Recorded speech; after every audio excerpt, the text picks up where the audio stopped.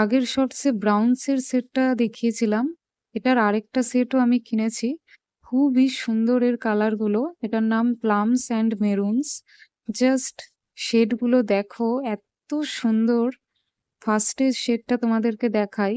এটা হলো 04 রোজ কোয়ার্টজ। খুবই সুন্দর একটা পিঙ্কিশ শেড। মানে ডেইলি ওয়্যার এর জন্য একদম পারফেক্ট। আর যেকোনো ড্রেসের সাথে তুমি জাস্ট সুদিং একটা লিপস্টিক চাইলে এটা পরতে পারো। খুবই সুন্দর। নেক্সট হলো রিগেল প্লাম।